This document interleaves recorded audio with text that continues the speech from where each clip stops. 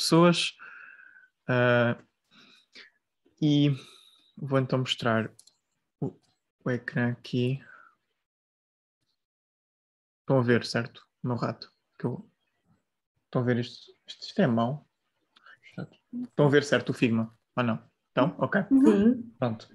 Eu só estava a tentar organizar porque o que vem... Eu já devia ter feito isto antes, mas estou ocupado.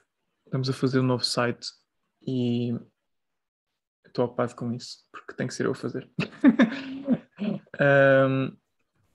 Só queria mesmo separar as vossas questões até aqui. Aqui tem alguma coisa? A Thalia não vai. A Thalia Mona Lisa não vai. Ok. Mas depois eu tenho que acrescentar as vossas aqui. Portanto, Tiago, Sofia, Jacqueline, Poliana. Eu vou tentar encontrar.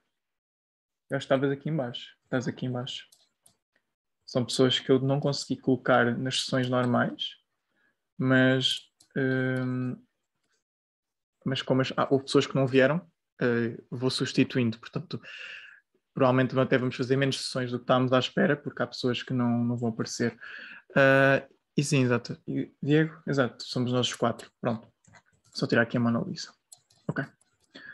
Eu aqui já tinha separado as tuas, Poliana. Que até é bastante complexo. Mas pronto, vamos por partes. Eu se calhar eu até começava por... começava por ti, Diego. Um bocado explicar o que é que tu escreveste aqui, um bocado as tuas dificuldades e como é que nós podemos fazer sobre isso. Portanto, tu falas que o UX Designer é uma área bem ampla de atuação, verdade? Então ainda não sei em qual área me especializar ou como posso aproveitar as minhas experiências anteriores. Pronto, isto é a tua dúvida, portanto é algo aqui bastante... Estás a praticar, digamos, há 6 meses, está aqui os dados, e agora perguntava um bocado a ti se consegues desenvolver um bocadinho mais. O que é que tu já andaste a fazer? Se já fizeste se já tens alguns projetos no portfólio, se já existe alguma área dentro do UX, se quiseres também podemos rever isso, que te interesse mais, ou ainda estás com bastantes dúvidas de o que é que eu quero fazer aqui dentro. Não sei se consegues dar aqui algum... Sim, boa noite. Olá. Olá. Então, Miguel, eu tenho bastante dúvida, principalmente nessa questão de que linha seguir do UX Design, que a gente vê, principalmente quando a gente faz os cursos. Eu ainda estou finalizando meu curso, né? Já tenho um um case de portfólio lançado no Medium, ainda incompleto, porque ainda falta tratar as telas de alta fidelidade do protótipo. E já tem um outro que está em desenvolvimento. Né? A gente ainda está fazendo a pesquisa. Hoje encerra, inclusive, a pesquisa com os usuários para a gente começar a montar as personas e dar seguimento. Tá? E participo também de um evento voluntário, mas ainda não iniciou, né? Eles ainda estão um apoio a ONGs aqui no Brasil, então o projeto, como ele ainda não iniciou, ainda não tenho nem como falar muito dele. Eu vou falar principalmente desses dois que eu já estou trabalhando, né? E um que já está quase completo. Então, acho que agora já tem um pouco mais de 6 meses, foi desde setembro do ano passado, então eu já tenho 6, 7 meses aí que eu estou na área. Acabei de conseguir uma vaga, não como UX ainda, né? Mas na área de CX, porém voltado para a área de UX. Eu estou mudando de empresa essa semana, inclusive. Vou começar a trabalhar na Gympass. E a minha maior dúvida como eu falei anteriormente, ainda não sei de que exatamente a carreira que eu quero seguir dentro da área de UX, porque eu tenho, pelo que eu já fiz, do curso que eu já fiz, eu já vi a parte de research, eu deixei até aberto aqui para não esquecer nada. Estou fazendo a parte do módulo de strategy, que, assim, até então é o que eu estou gostando mais, mas eu vi a parte de mapeamento de experiências e o front-end básico também são áreas interessantes. Então, só que eu não sei ainda definir o que eu realmente quero fazer dentro dessa área de UX, porque é muito amplo, você pode trabalhar com muita coisa, né? Você pode trabalhar tanto na parte de uma gestão, de uma coordenação, de um time, de alinhamento de projetos, ou como pode trabalhar direto na parte de UI também, que é uma área muito legal de se trabalhar, né? Ou pode focar na área de research e na área de UX Writing, que já é um outro, apesar de ser UX, ainda já é um outro caminho ali a seguir, então fico meio na dúvida, assim, do que hoje o mercado pede de um UX design mesmo, né? Como eu sou iniciante, sou júnior, né? E como eu já trabalho na área de atendimento ao cliente, eu quero saber o que eu posso trazer desse meu background, desse meu histórico profissional, né, para a área de UX que possa até me auxiliar a definir a carreira que eu quero seguir dentro do UX. Uhum. Essas são as minhas maiores dúvidas no momento, assim, de direcionamento mesmo. Bem, ok. Então, pelo que eu percebi, ainda gostas bastante de coisas. Se, Isso. se não começasse a gostar de alguma coisa, era mais fácil fazer essa escolha, mas como gostas muito, bem. Se tu trabalhavas com a parte mais portanto, a parte de atendimento ao cliente, portanto, mais relacionado com a experiência do cliente, não é? O CX, e agora também vais fazer um bocado isso no teu novo emprego. Isso tecnicamente, obviamente, é mais relacionado, é outra área que não é UX. Depois há várias pessoas que dizem aquilo é dentro do UX, outras que dizem que é mais abrangente, outros dizem que é. Pronto, eu mesmo assim acho que pode ser ou seja, mas gostas dessa parte de CX, de Customer Experience? É algo que tu gostas? Ou algo que ainda tens que Também, experimentar um bocadinho também. mais? Mas, assim, também. Mas eu estou gostando muito mais da área de UX e Ok. por que eu decidi entrar nessa empresa até? Porque eles me forneceram a possibilidade de eu migrar depois, Ok. né? De iniciar na área de UX e, dependendo do meu desenvolvimento, eu posso migrar para a área de UX dentro da própria empresa. Uhum. Né? Esse foi o principal diferencial para eu ter seguido. Ok. Pá, sim, eu sugeria-te, sim, faz a parte de CX e percebe realmente se, como já percebeste um bocadinho, se calhar não é bem aquilo que queres seguir no futuro e força ao máximo para explorar a parte da UX dentro dessa empresa. Eu acho que era interessante, pois, como tu falaste, é que, por exemplo, áreas de pesquisa, áreas de escrita e UI são completamente diferentes, não é? Requerem skills completamente diferentes. Isso também vai depender da empresa onde estás, se eles têm esses departamentos, se eles têm essas equipas, não é departamentos, equipas, e que se conseguem realmente te pôr lá, ou então é uma empresa mais pequenina e tu consegues fazer algo mais generalista, que é um UX designer que faz tudo. Que acontece em muitas empresas, aqui em Portugal em 99% das empresas é assim. Portanto, essa empresa tem esse tipo de pequenas equipas, ou ainda a parte de UX design é bastante generalista? Olha, sinceramente, ainda não sei.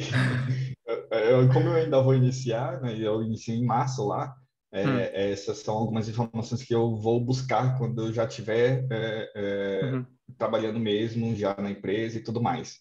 Né? Até então, eu só preciso mesmo me dedicar na parte de CX, porque eu vou ter que exato. desenvolver meu trabalho. Né? Sim. Porque eu perguntei-te porque, imagina, há empresas que, pelo número de empregados, às vezes no LinkedIn, uma pessoa consegue perceber mais ou menos o nível de maturidade, não é?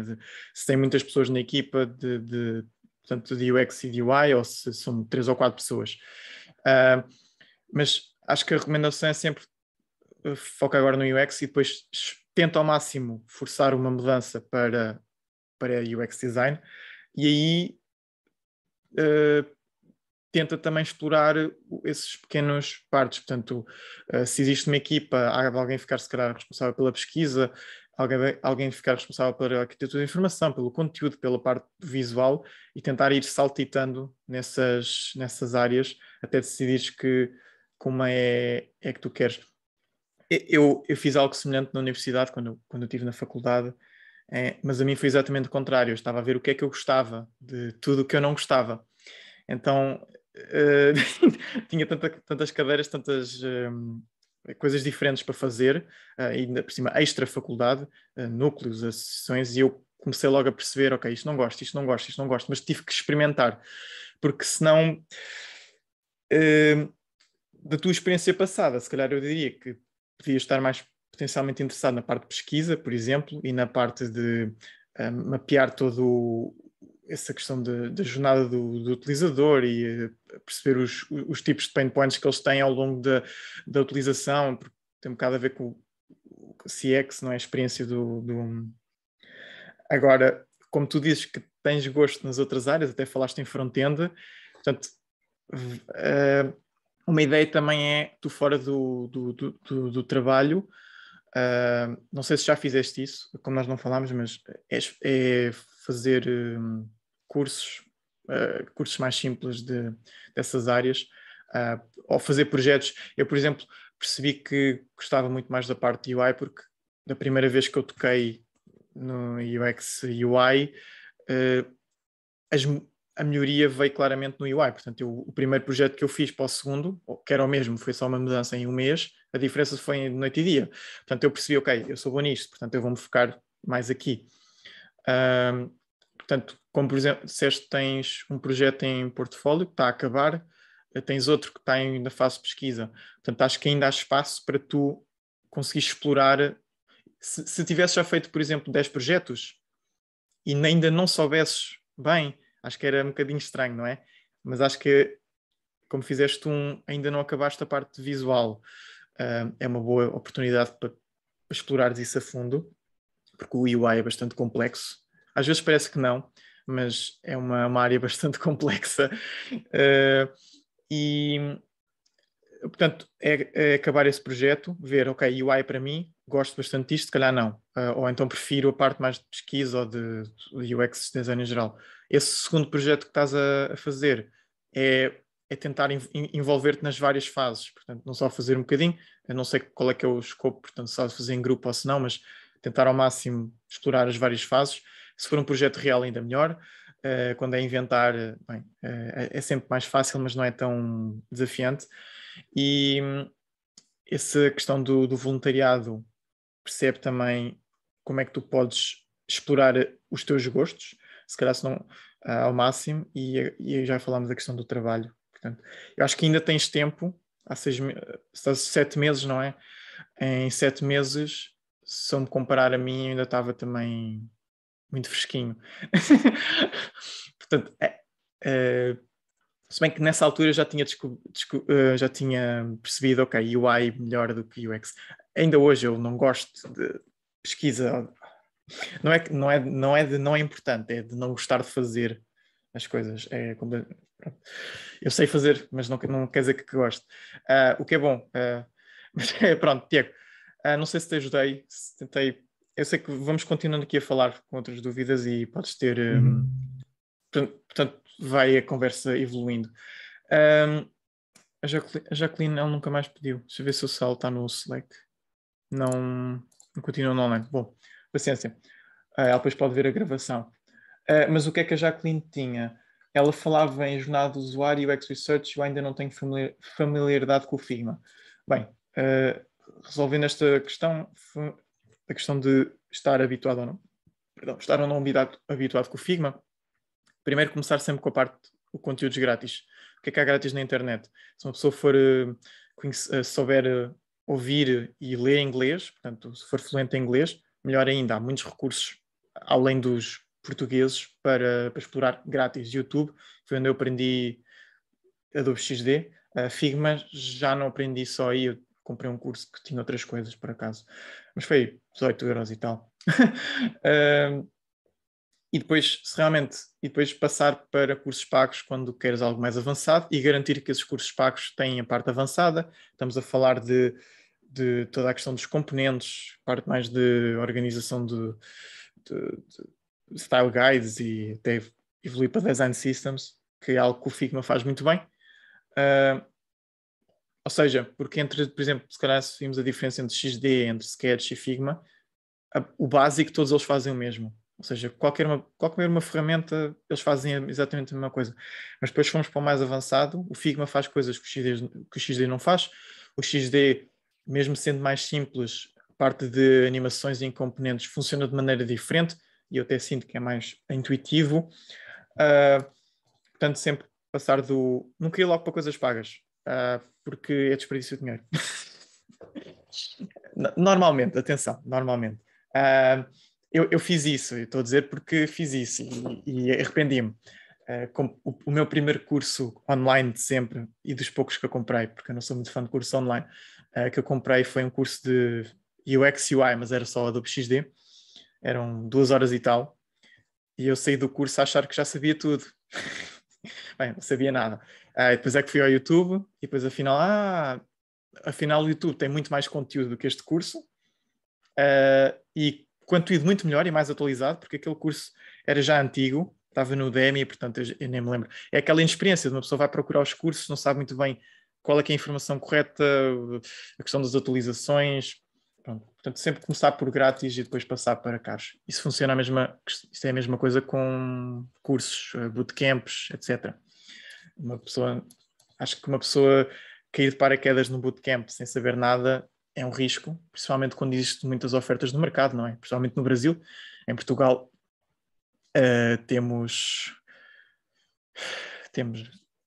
2 escolas que fazem um bootcamp assim, fazem assim bootcamps um bocadinho, podem ser melhores, há áreas que faltam. Temos agora a da Sartre.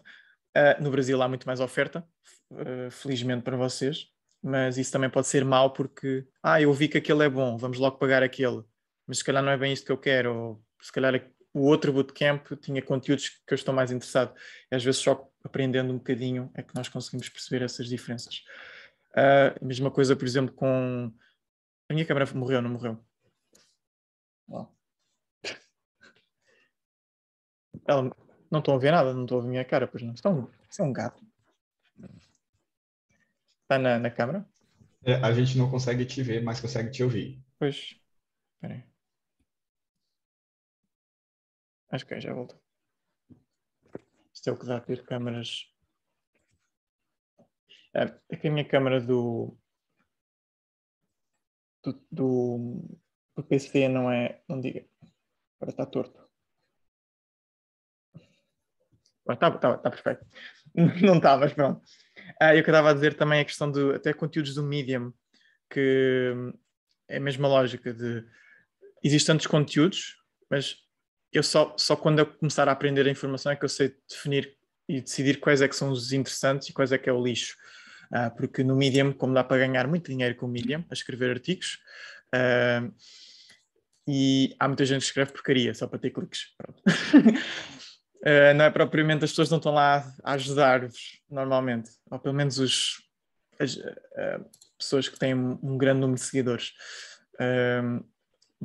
Para ganhar dinheiro basta uma publicação sem seguidores. E toda a gente que paga premium, portanto paga membro, dá-te dinheiro pelas views e as leituras, e o tempo de leitura. Uma pessoa em poucos artigos consegue fazer 4 dígitos. Mas pronto. Sofia. Não, se calhar vou aqui para a Poliana porque já organizei, mas depois Sofia vamos para ti.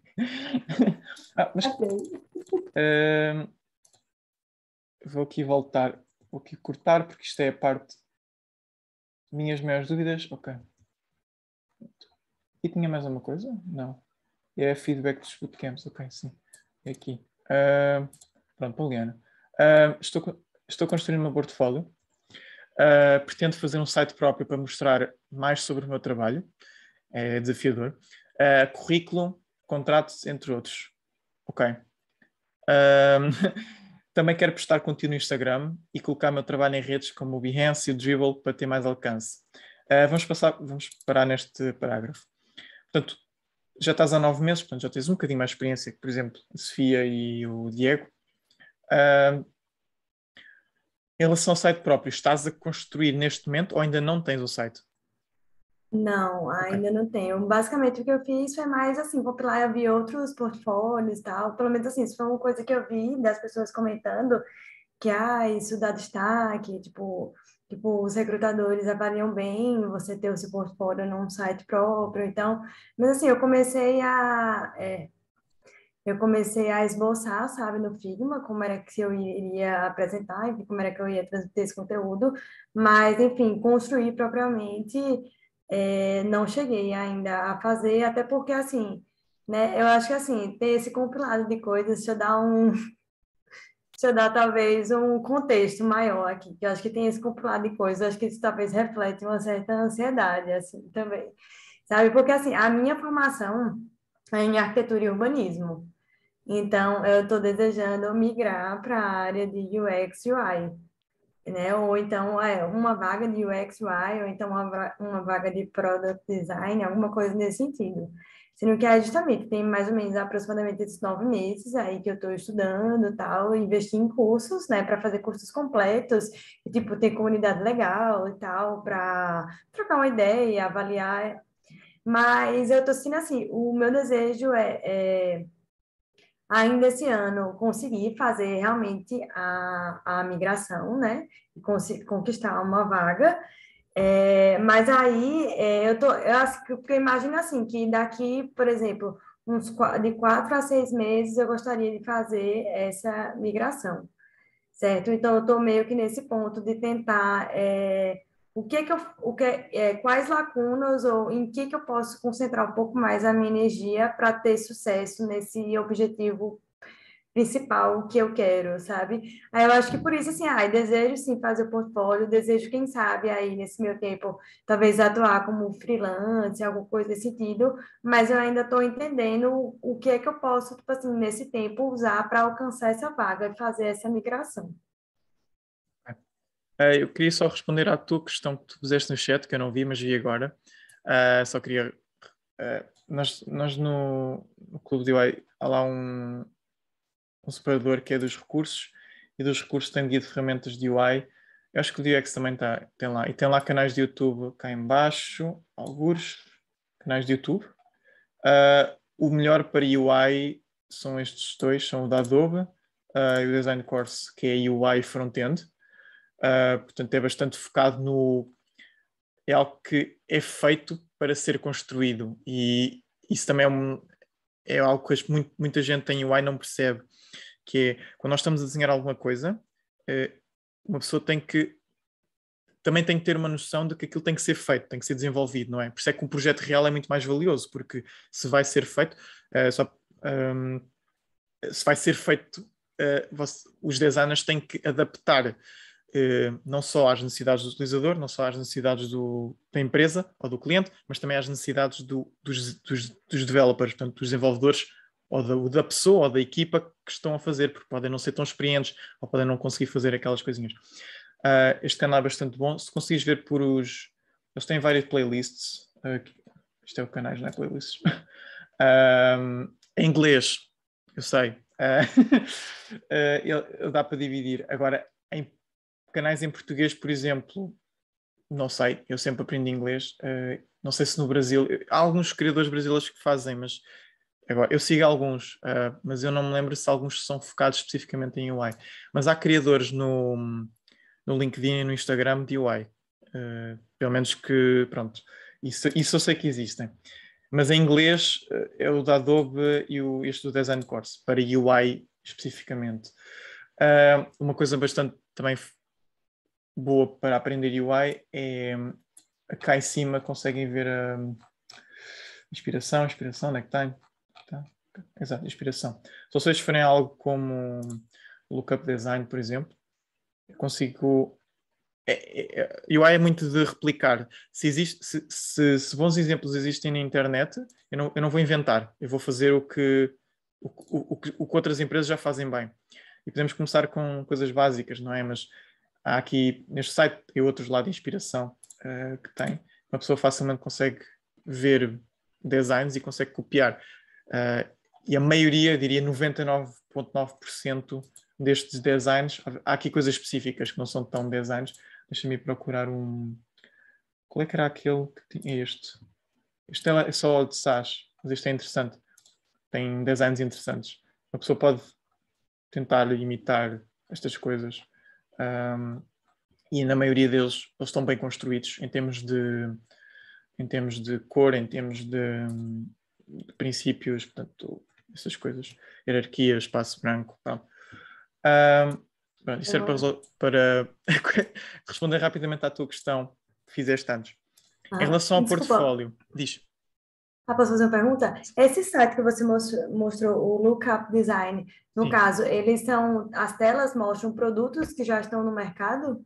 Sim, são sites reais, eles são screenshots. É como se fosse o Mobbing, né? Que o Mobbing tem, mas no caso para aplicativo do celular. Exatamente. Sim, é legal. semelhante. O Mobbing é para aplicações, também está aqui. São coisas que já existem, exato, o Lookup Design, e está filtrado por secções.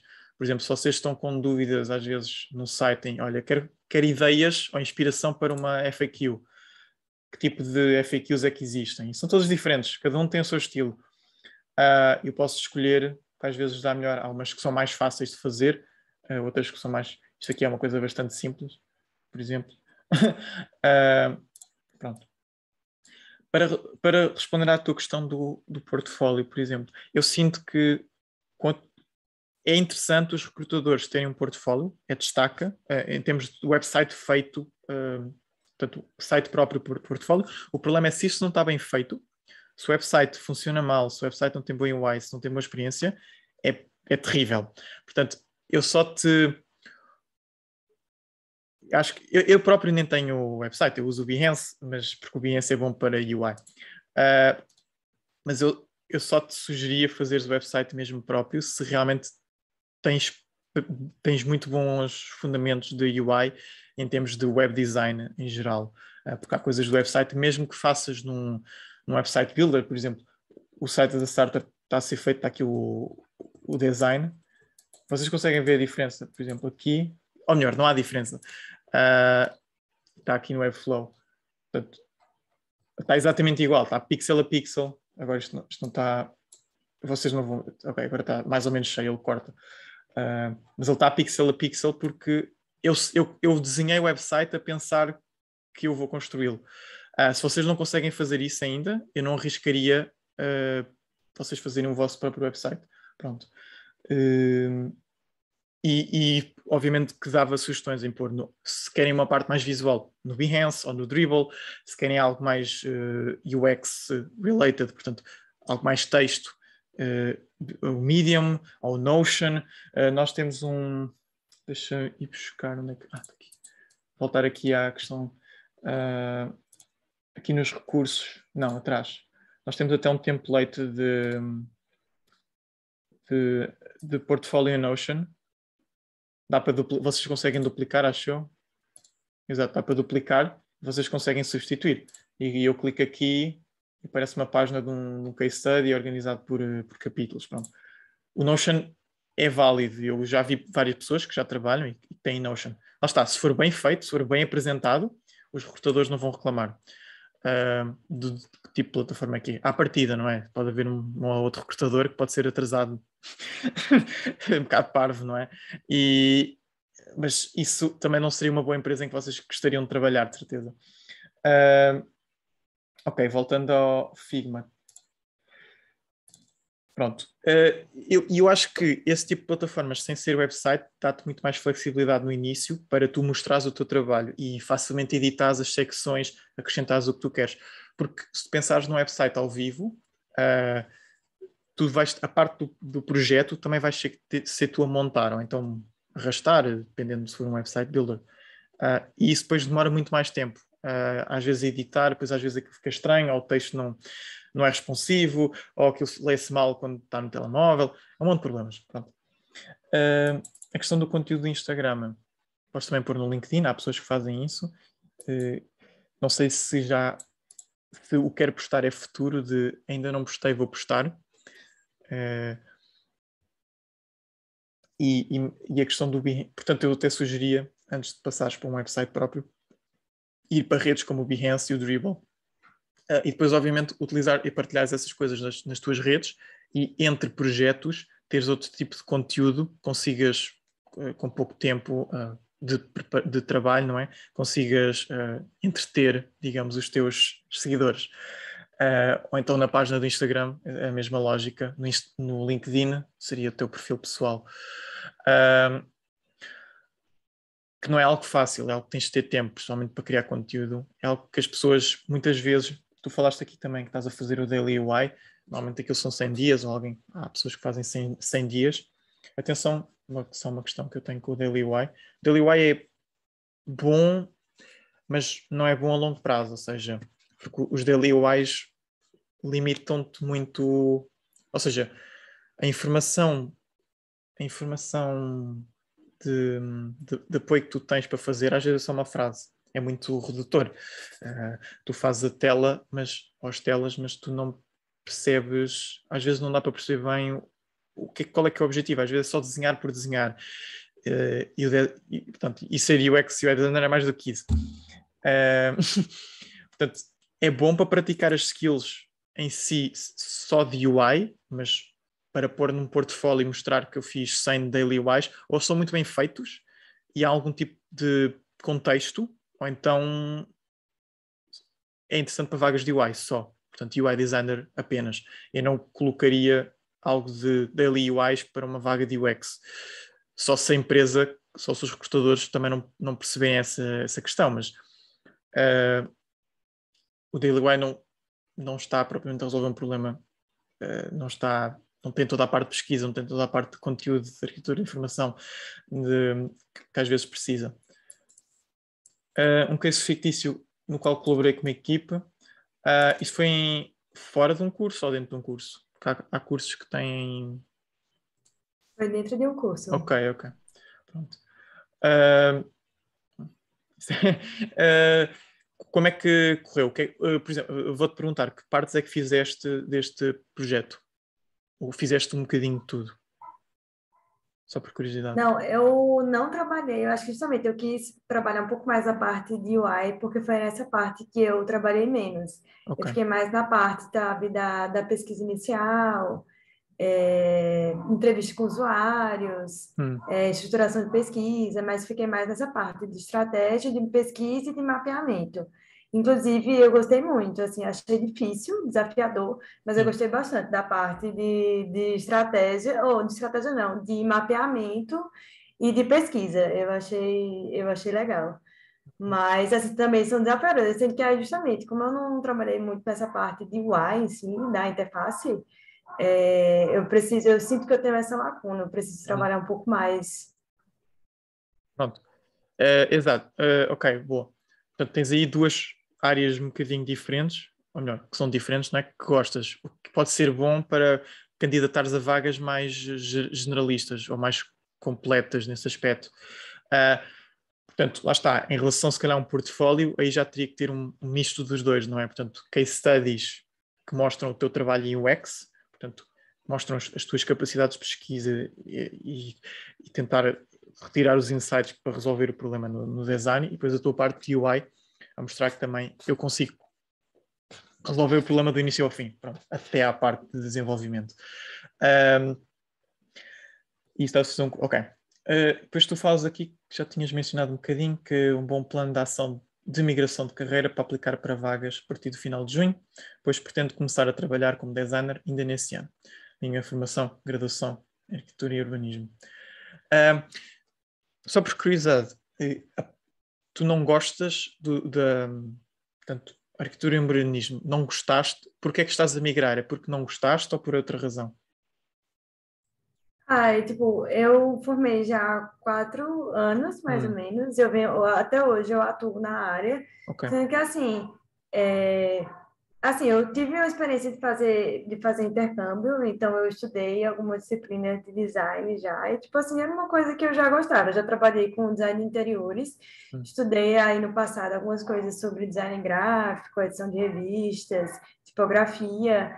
Mas aí, assim, acumulei algumas insatisfações e frustrações aí na profissão, então desejei fazer uma migração de carreira, porque eu entendo assim, que eu tenho um background que ajuda também, sabe? Eu acho que a arquitetura também lida com o processo criativo, mas assim, eu acho que justamente a parte de materializar em projeto, tipo assim, também é uma coisa bem desafiadora. Então, eu acho que assim, traz um pouco, sabe, esse pensamento estratégico, essa parte de senso estético, né, de criação. Então, eu acho que isso dá uma colaborada também com o background, mas assim, realmente é um mundo novo que se abre assim para aprender, né? Muita coisa assim, tem esses pontos em comuns, mas são áreas bem diferentes. Então, tem muita coisa ainda para aprender.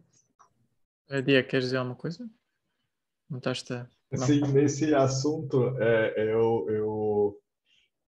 eu concordo bastante com a Poliana no que ela disse, nessa migração e esse acúmulo de frustrações durante a área profissional. Eu, de formação, sou engenheiro biomédico, né? Inclusive, estudei em Portugal, no Instituto Superior Técnico, na ST, e trabalhei durante muito tempo na área, né? Eu formei tem, acho que, 5, 6 anos já, e é exatamente, eu me vejo nas palavras da Poliana, né? É exatamente isso, é um acúmulo, e como eu migrei, já trabalho como CX na empresa atual até a Sim. sexta-feira, né? É, como CX, migrei já faz um tempo, né? Só que eu me identifiquei muito mais com a área de UX, a área de projetar soluções, fazer mapeamento. Como eu falei, né? Eu gostei da parte de front-end, mas eu acho que não é a área que eu vou seguir. Pelo menos essa eu sei que não. Isso é Né? bom, isso é Mas bom. tem o UI Research e o Strategic que eu acho que é mais a minha pegada. Ah, Só mas que é só para dar abrir esse parênteses aí na fala uhum. da Poliana, nós estamos juntos aí. Eu comentei isso com a Poliana porque aqui o mercado da arquitetura aqui em Portugal é completamente diferente, é muito mais, menos competitivo e há muito mais oportunidades para estas pessoas. Porque há muitos poucos cursos de arquitetura e as pessoas estão sempre a construir casas, portanto é sempre preciso de arquitetos. Pronto, e por alguma razão os preços das casas aumentam aqui em Portugal.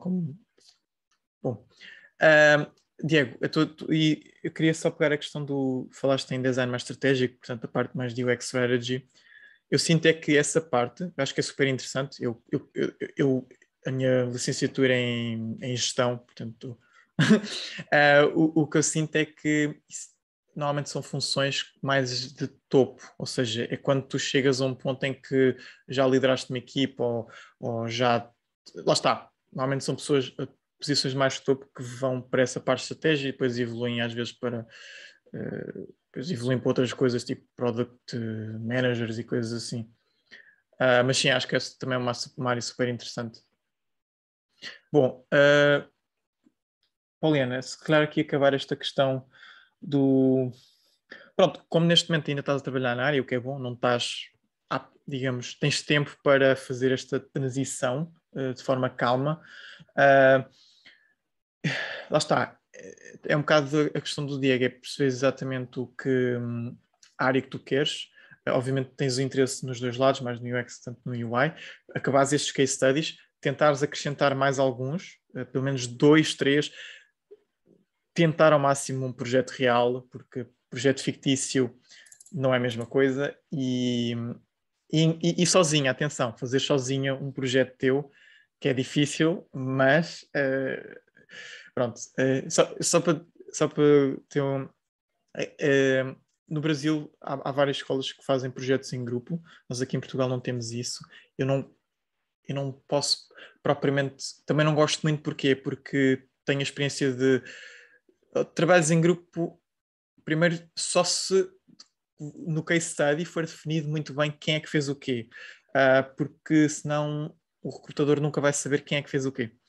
Isso pode ser mau, porque retirou às vezes o mérito a determinadas pessoas. Mas pronto, para começar às vezes é bom, porque tens a ajuda das pessoas e pronto, e há essa colaboração.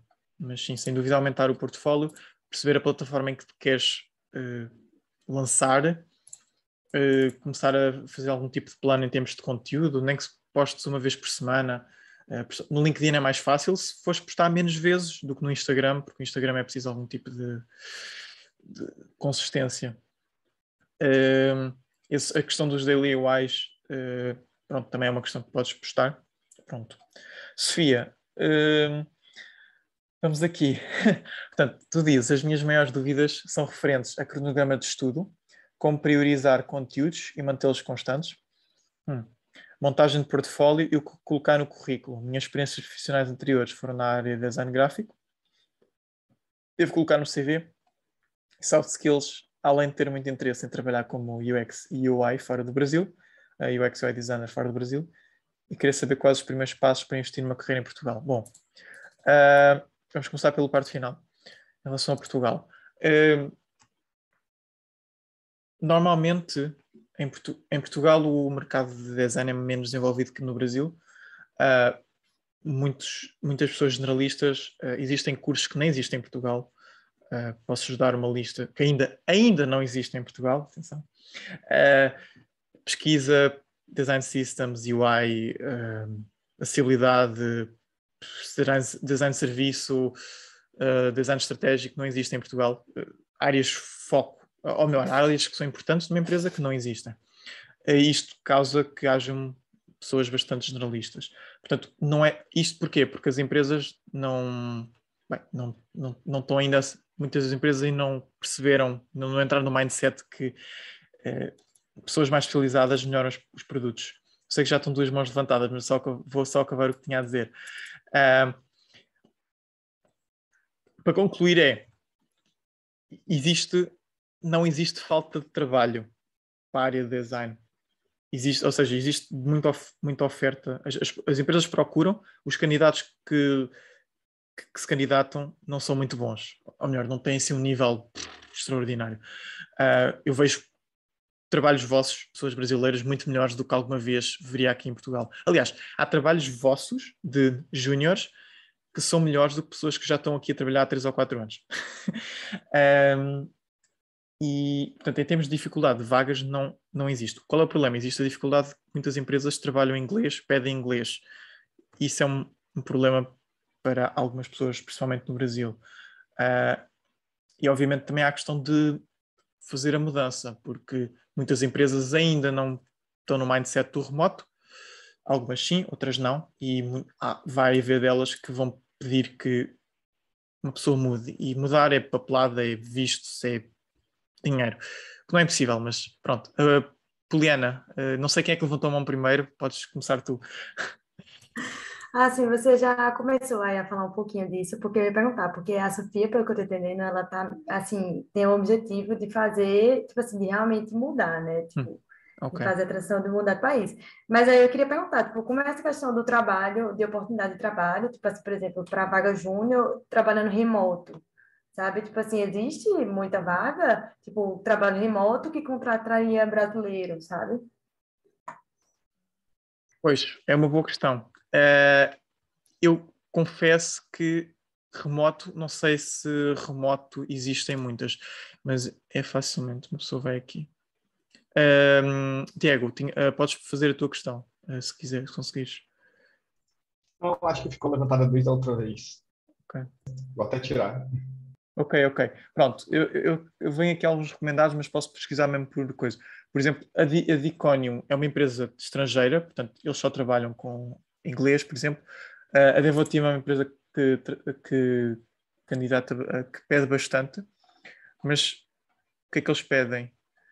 Eles vão pedir coisas bem à toa. Conhecimentos aqui não é saberes, mas lá está, fluência em inglês, sempre a mesma coisa. Em relação a ser remoto, eles dizem normalmente aqui, não dizem? Não, eles têm esse. Se é remoto, eles dizem que é hybrid, on-site. Eles têm esta diferença, mas há uns que não dizem. Está aqui, este é remote, mas não é UX UI. Então deixa-me procurar aqui. UX UI. Não, UX. Lisboa. Whatever. Só em Lisboa, estão 1000. Só em Lisboa, numa cidade. isto é em inglês, lá está, empresas inglesas que vêm muitas vezes cá contratar. Uh, hybrid, este é híbrido, on-site, remote, híbrido, remote, olha out system, ser senior. Como veem aqui, há muitas delas que ainda pedem presenciais ou híbrido. Vamos passar aqui um bocadinho pelas remote.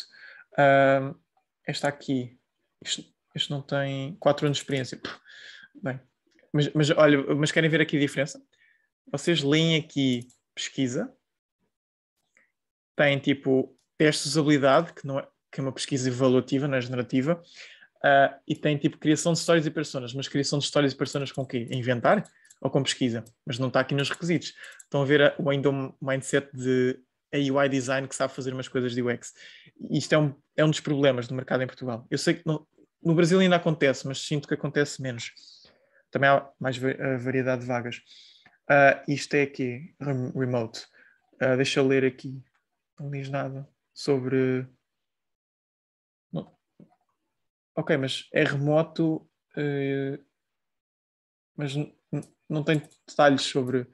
Eu não quero saber se são simples e eficientes. Uma pessoa quer saber estes detalhes que são importantes, porque eles são remotos. Mas pronto, as vagas existem. Às vezes a experiência, deixa eu ver aqui um que não pede senior nem nada. At least 2 years. Bem, isto é um bocadinho a olho. Como veem, são mais de 200 aplicantes. Aposto que a maioria deles não tem mais de 2 anos. Vaga em inglês, não é? Mas pede em Portugal. Já viram? Apesar de pedir remoto, pede que as pessoas têm que viver em Portugal. Portanto, acho que isso responde um bocadinho às vossas questões, que ainda a maioria das vagas pede que vocês estejam presencialmente ou de maneira híbrida cá em Portugal. Isso pode, obviamente, dificultar um bocadinho a mudança, mas eu sinto que assim que uma pessoa chega cá, se tiver um bom portfólio, se tiver um bom conhecimento da área, não vai ter dificuldade nenhuma em arranjar trabalho, mas convém partir para cá já com essa questão sólida. E mesmo explorar, por exemplo, uma questão eu também depois de ser... Mas não é difícil, porque não existe comunidades aqui em Portugal, praticamente. O que eu vos posso dizer é que, em termos, se tiverem um bom portfólio, dos estándares brasileiros, vocês têm sempre o melhor portfólio do que estándares portugueses. Pronto. Se vocês conseguirem medir por o melhor brasileiro, vai ser sempre melhor do que um português. Eu já vos perdi as vossas caras. Espera aí. Ok, deixa eu voltar. Eu minimizei e não consigo voltar a... Bom, ficou alguma dúvida? Ou querem que eu ainda explique, tentar perceber um bocadinho mais? Para mim foi suficiente, entendeu? Acho que é cerca de 1/3, acho, das vagas, ou até menos que 1/3 delas que são para vaga remota. Acho que você está falando isso, essa questão de um mercado, tipo, ter uma certa... Tipo, tá caminhando, assim, numa Sim. certa maturidade, então eles têm mais confiança quando o funcionário está um pouco mais próximo, né? Uhum. Sim, sim. É uma questão é tudo uma questão de maturidade. E às vezes a questão também do próprio trabalho remoto, que muitas empresas ainda estão bastante relutantes em... E depois o contratar fora de Portugal, ou seja, na prática não requer nada, quase. É até muito mais fácil do que contratar só em Portugal, mas há muitas empresas que ainda têm esse medo de, meu Deus, ele está noutro país, ou essa pessoa está noutro país, vai roubar, vai fugir aqui do trabalho, ou não vai trabalhar nada porque nós não estamos em cima dele. Isso vai mudar, mais cedo ou mais tarde, espero eu. Tentar aqui, pronto, o que é que há aqui? Desculpem, estar eu sempre a fazer scroll. Vamos subir, continuar a subir. Portanto, tu vieste design gráfico, uma área bastante... Muita gente transita design gráfico para UX UI. A minha questão que eu tenho que fazer é: tu achas que está há 5 meses? Tu achas que as tuas skills são melhores na parte de UI ou na parte de UX? Visto que tu vens de design gráfico. Eu acho que, atualmente, eu Sim. estou gostando mais da parte de pesquisa, sabe? Ok. Eu estou desenrolando mais nessa parte, porque eu acho que em design eu terminei ficando, de certa forma, cansada de criar, sabe? Tipo, você tem que fazer aquilo todo dia e você termina cansando, assim. Então, eu acho que eu estou curtindo mais essa parte. Ok. Eu sou um bocadinho ao contrário. É mesmo, quanto mais designs eu fizer, é melhor. São todos diferentes. Ok. Portanto, deixa-me só ver aqui. Que colocar no currículo. Minhas experiências profissionais anteriores foram na área de design gráfico e devo colocar no CV e soft skills. Bem, eu acho que no CV é se conseguires de certa maneira ligar as tuas skills em design gráfico à parte do UX UI, principalmente no UI, é fácil, visto que determinados princípios visuais aplicam-se na mesma. Agora, eu tentava ver se tu fazes o detalhe, por exemplo, da experiência ou da educação até, às vezes a faculdade ou o curso de experiências passadas, é tentar só colocar tópicos que sejam realmente relevantes para a área. Portanto, é escolher a dedo que tipo de coisas é que tu praticaste ou que tipo de coisas é que desenvolveste que são úteis agora. Se for mais da parte UI, não há problema. É ligar, de certa maneira, à área atual. Em termos de UX é mais difícil. Isso já tens que, de certa maneira, mostrar com projetos que vais fazer agora, porque pesquisa, estas coisas são... pronto, é difícil. Uma pessoa que vem design gráfico é muito difícil. Portanto, tenta focar mais nas skills de UI. E em termos de soft skills, é sempre... Espera aí, deixa-me tentar mostrar aqui. Vamos voltar aqui ao nosso Notion. E eu tenho aqui este e-book. Este não é um e-book sempre em atualização. Eu falo ali do CV um bocadinho, mas eu venho aqui embaixo das skills. Mas eu não queria aqui. Calma, não é este. Espera aí. Produção.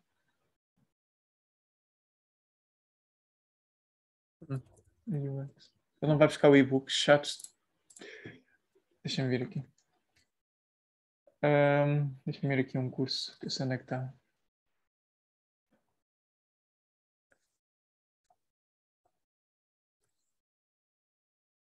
Há uma introdução que nós temos. É isto. Eu não sei onde é que isto está. Ok. Já sei onde é que isto está. Estava perdido. E cá em baixo, isto vocês também... Eu acho que isso tem acesso... Eu não sei. Está aqui. Hard Skills e Soft Skills. Isto que eu queria. Obviamente que as Hard Skills é o que é. Portanto, são estes temas. Soft Skills... não sei se consegues pegar isto da parte do design gráfico, mas é muita questão de comunicação e de... a comunicação, saber criar uma história. Quando eu digo storytelling é de existe um problema e vai ser resolvido desta maneira, e os próprios case studies têm que ser construídos desta maneira, em que eu facilmente, fazendo o scroll, não é? Eu consigo perceber que problemas é que foram encontrados, como é que foram feitas as pesquisas e que a conclusão, portanto a parte de UI seja uma espécie de conclusão aos problemas encontrados. Há muitos projetos que não fazem isso, que não dão uma ligação de princípio, meio e fim. Simplesmente põem lá as telas. Isto foi os nossos wireframes, isto foi os nossos UIs. E acaba ali. Aprendizagens. Bem, eu agora tenho que fazer, sei lá, testes de usabilidade. Ou seja, esta parte de wireframes e de UI, vocês têm que saber justificar porque é que vocês desenharam assim, não é? Eu desenhei assim porque eu estou a tentar resolver esta dor do utilizador. Ou porque o utilizador, de acordo com os meus testes que eu fiz, ou as entrevistas, ele disse que fazia as coisas de determinada maneira, ou que tinha, pronto, deu um feedback determinado que eu consigo agora mostrar neste design, ou neste fluxo, ou neste ecrã, nesta tela, que eu resolvi o problema, ou que eu estou a resolver o problema. E por isso é que serve bastante... Por isso é que é bastante importante fazer testes de usabilidade depois. Não é só dizer que vamos fazer, mas é realmente fazer ainda dentro do projeto, nem que seja com 2 ou 3 pessoas. Os testes de usabilidade não precisam de muita gente para serem eficazes, ou bastante eficazes. E às vezes realmente perceber se nós conseguimos validar essas soluções nos testes de usabilidade, e muitas vezes não conseguimos. É só preciso testar e depois resolver de novo. Portanto, há sempre aquela parte de UI, a primeira versão, teste de usabilidade, segunda versão. Ou seja, quando já está melhorado. Pronto. Portanto, essa é a capacidade de storytelling comunicação é quando vocês estão nas entrevistas, comunicar com desenvolvedores, comunicar com UI designers ou UX designers, comunicar com product managers, comunicar com clientes, se forem principalmente para freelancer ou então trabalharem em agências. Pronto, não podem ser muito tímidos, têm que saber. E principalmente quando a indústria, muitas empresas às vezes não percebem o valor de um designer, não percebem o valor da pesquisa, não percebem o valor de determinadas áreas, e vocês têm que explicar e tentar persuadir, não mandando a pessoa à merda, explicar que o que vocês estão a tentar fazer é importante e que vocês precisam de determinado apoio. Isso é, de certa maneira, comunicação, persuasão, vamos chamar o que quisermos. A resolução de problemas é nesse sentido, porque existem tantas partes envolvidas no projeto, às vezes desta dimensão, principalmente quando uma empresa é um SaaS ou toda a empresa é criada à volta de um produto.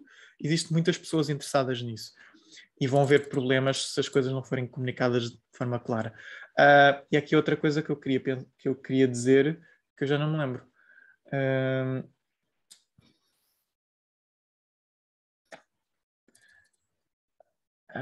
Não era bem pensamento crítico. Bem, eu esqueci-me. Mas pronto, está aqui esta listinha de soft skills, acho que é interessante, e é algo que eu não digo facilmente, mas que é possível, com experiências anteriores, tentar dar algum tipo de justificação, porque mesmo em entrevista pode aparecer essas perguntas de como é que... diz-me uma situação em que... pronto, esse típico de pergunta de entrevista, e é sempre ter algum tipo de exemplo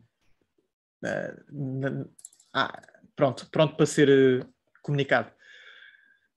Eu não me lembro da terceira, eu queria falar, mas pronto. Ok, mas vamos continuar, talvez me lembre depois.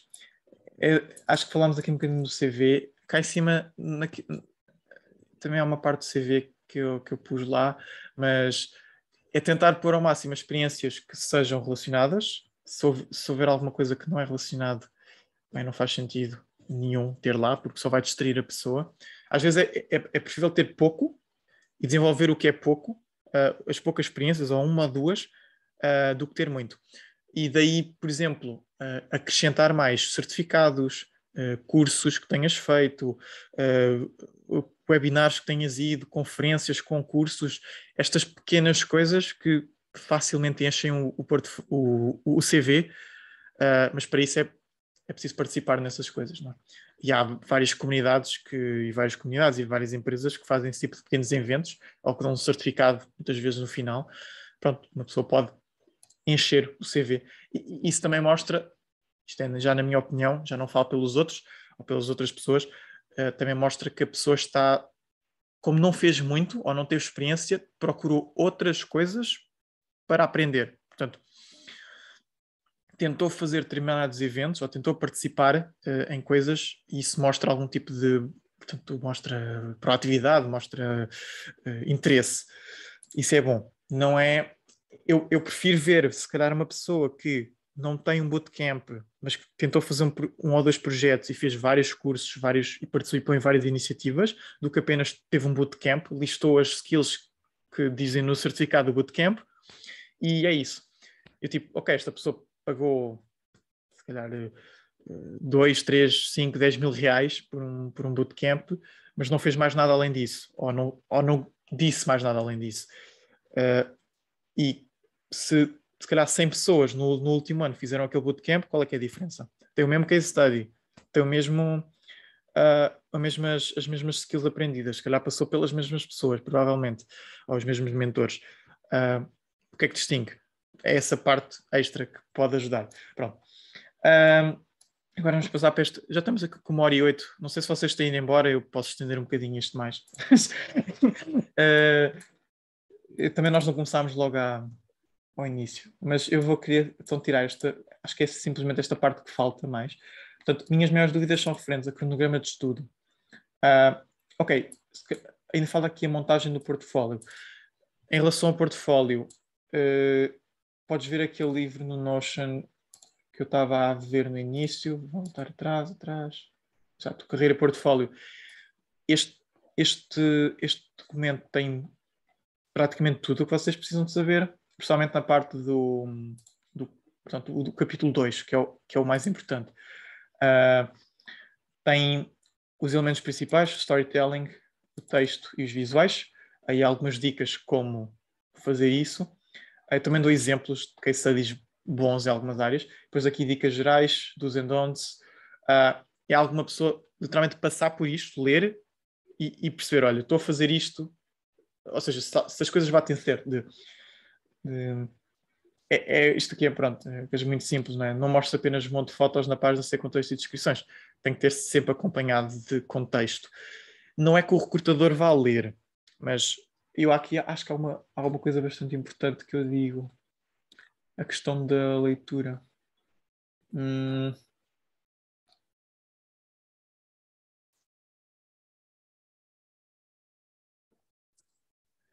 Não sei se digo isso. Mas é a questão de os títulos, como vocês organizam o projeto, convém ter títulos e subtítulos, ou seja, não é só wireframes, não.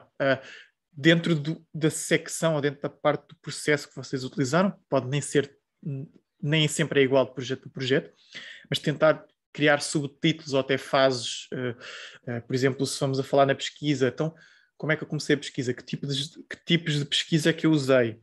Como é que foi a metodologia utilizada? Quantos utilizadores? Que perguntas é que eu fiz? E separar isso por subtítulos no H2 ou H3, dependendo de como é que vocês vão estruturar.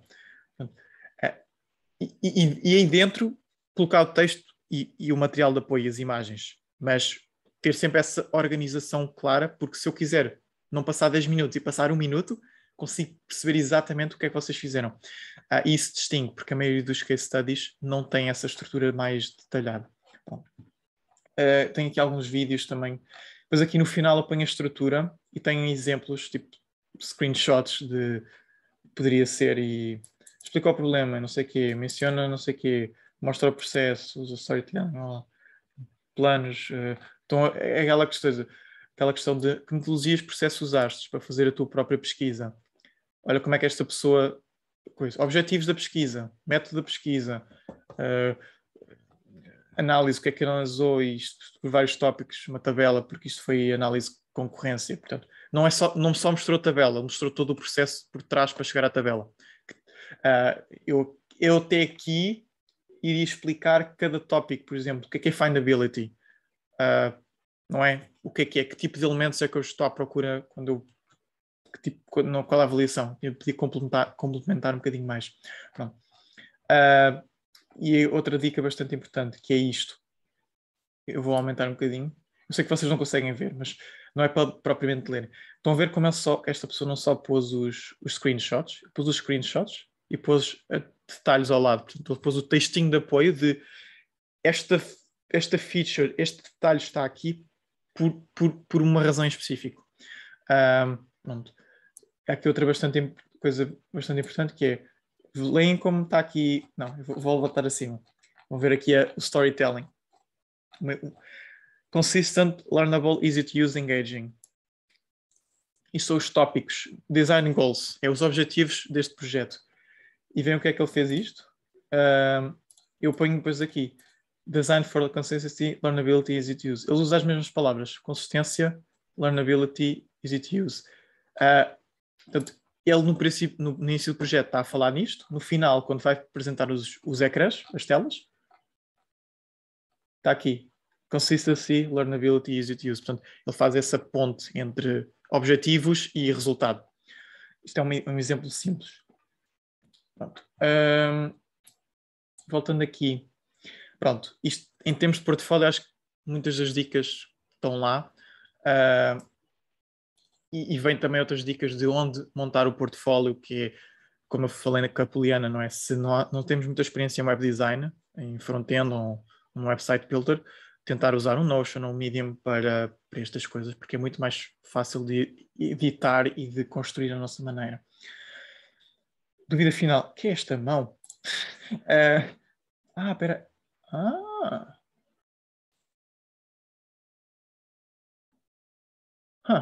Se eu fizer Eu não sei para que é isto, mas se alguém me conseguir explicar esta mão, mas ok. Minhas maiores dúvidas são referentes ao cronograma de estudo. Pronto. Consegues elaborar um bocadinho melhor esta primeira frase, Sofia? Só para eu ver se consigo.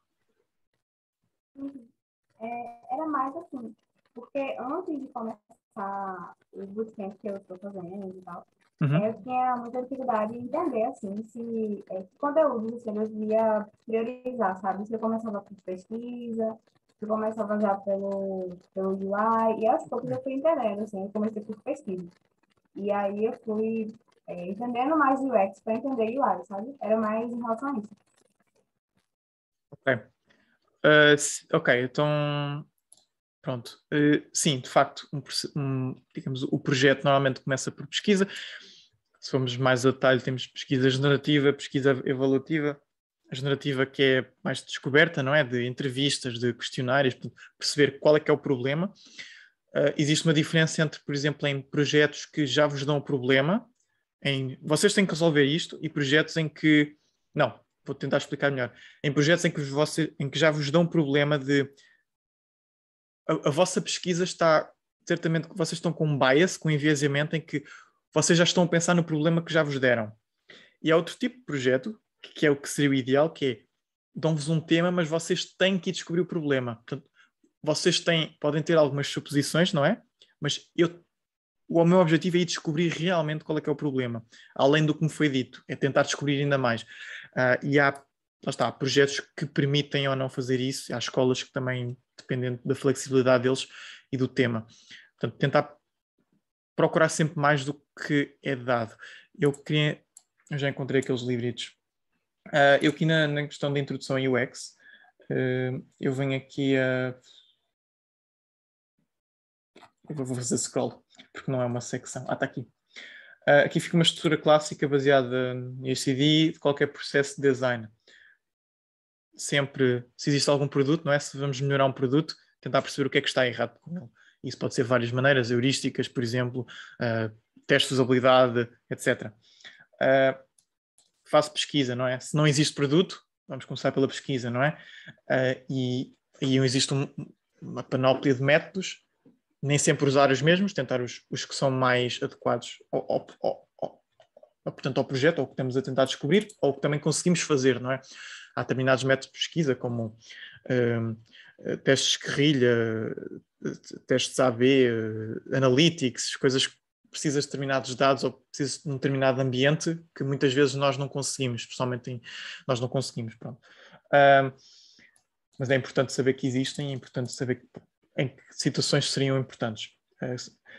Depois vem a questão de todo o conteúdo, toda a arquitetura de informação, portanto, tentar...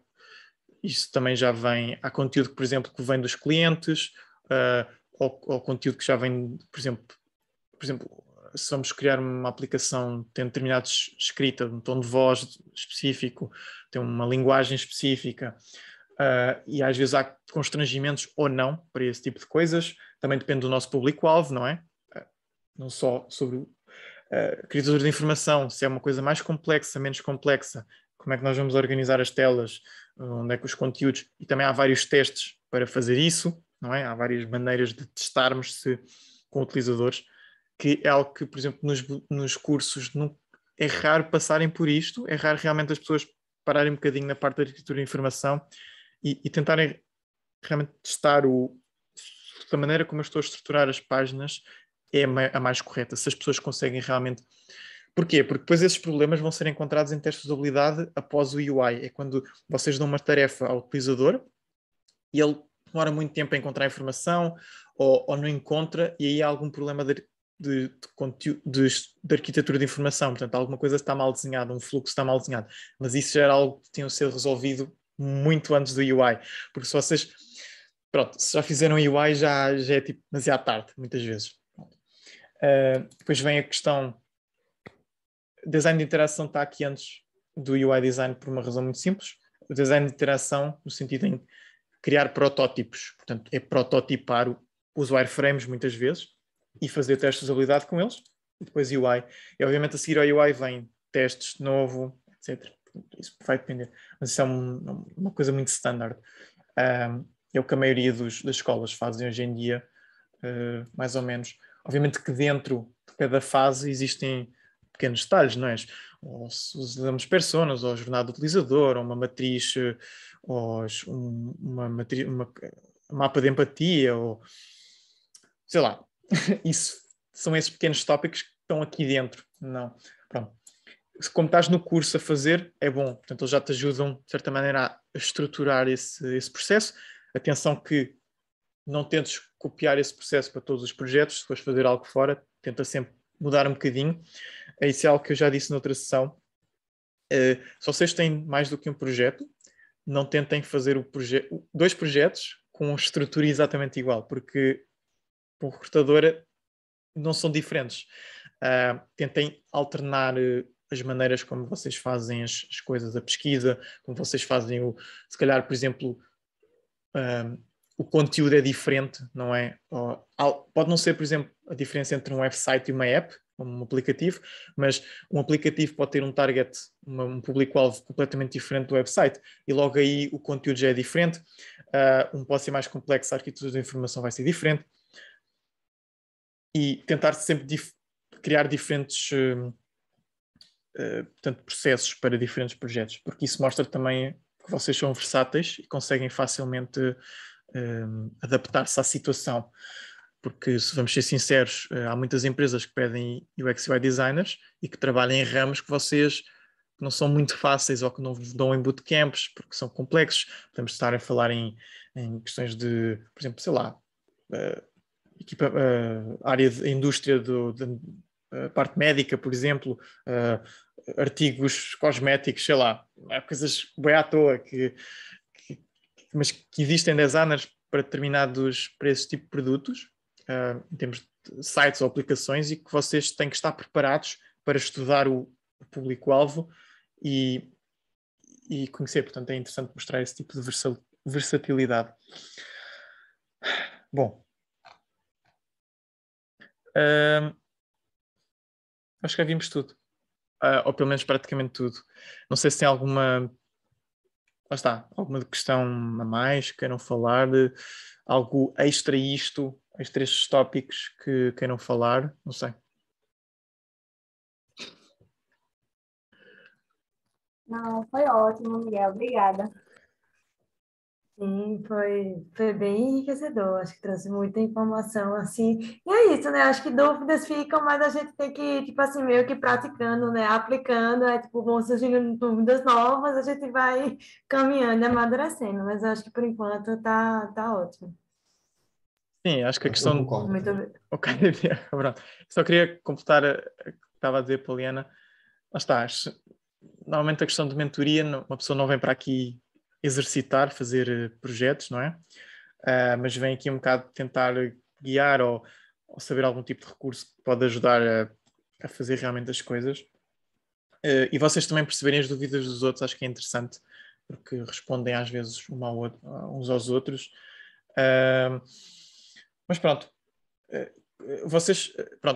muitas das coisas que eu mostrei, portanto, ou melhor, tudo o que eu mostrei hoje está no Notion. Esse link também, deixa-me só ir mostrar aqui. Vamos aqui ao canal. O link está no LinkedIn, portanto, o botão do LinkedIn vai para esse Notion, mas também está aqui está aqui exato esta mensagem. Para as pessoas que tiveram agora mentoria, isto foi no outro dia, está aqui o Notion. Tem aqui outras questões que eu falei na altura, tem alguns case studies, alguns exemplos, três exemplos de case studies, e numa extensão do Chrome, isto era mais para UI. Pronto. É isso. Então, se não tem mais questões, encerramos a sessão e... eu vou parar de gravar.